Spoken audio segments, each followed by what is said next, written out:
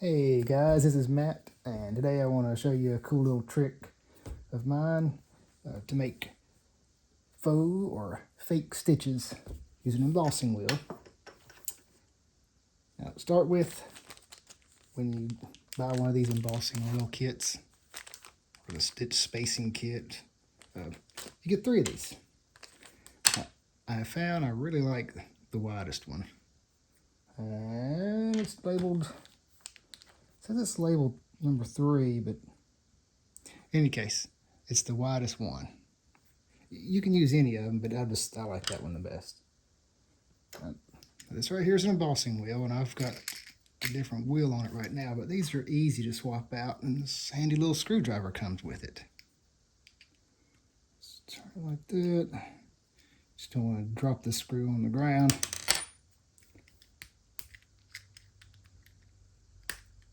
Come on. It's supposed to fall out. There we go.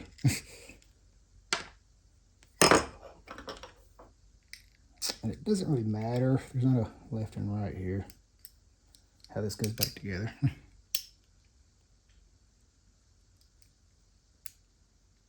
Okay. See, there we go.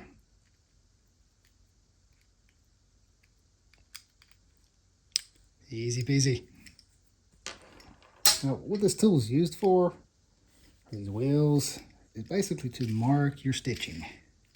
So when you have a piece of leather, you've got usually a crease line on one side, or whatever. You're going to run this across it, and it's going to make little notches or little trail marks, so you'll know where to punch your holes to put your stitching in. But I found, to get this really good and wet,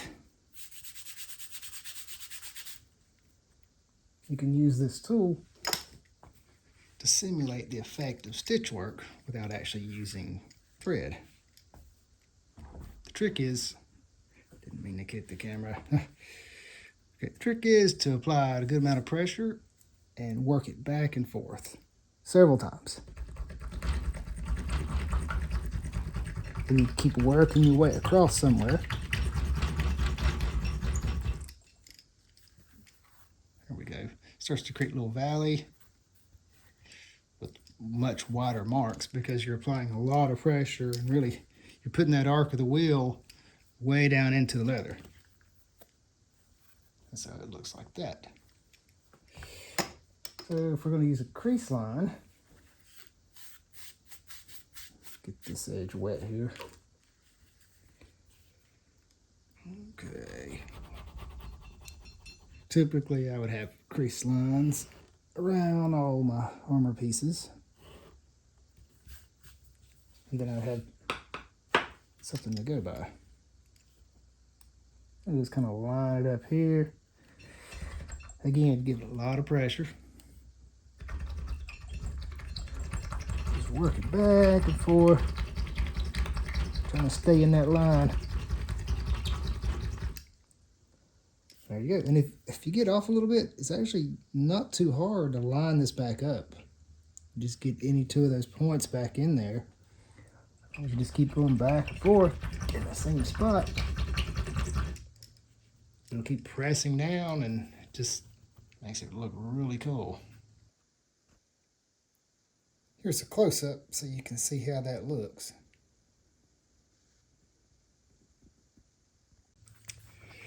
Anyway, you can do this with the other ones, but like I said, this is just my personal preference, using the widest one.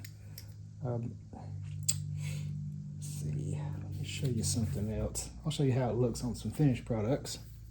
Anyway, this is a cool little trick. It works great on vegetable tan leather. You can use it on some thinner stuff sometimes. Maybe some Kodiak or some other leathers. I could show you some examples. Problem is with some of the thinner leathers, you don't see it as well. But this works great on this stuff. This is sort of like tooling, but with a what do you call this? Stitch spacing wheel. Here's some examples done on some thinner leather. This is called Kodiak. This is just some scrap piece I had left over back when I did some work on Dark Souls 2. Just some interesting little pieces, but yeah, it still looks, you can see at a glance, it looks like stitch work. And this was just a quick way at the time I was doing this for their props to make it, you know, give it that look without having to do a whole lot of stitching. But you could still stitch directly over this stuff because technically that's what the wheels are for. They're stitch spacers. So, but yeah, I really like this look right here. This is really cool.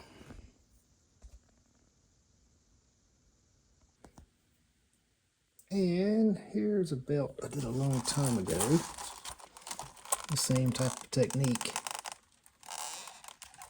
So put it all around the perimeter. Let's back up a little bit. But yeah, just at a glance, it looks like it's been stitched. But in fact, it's the exact same technique. Hope you guys liked that. So be sure to like and subscribe, and I will show you some more little tips and tricks. And we'll catch you next time. Thank you for watching.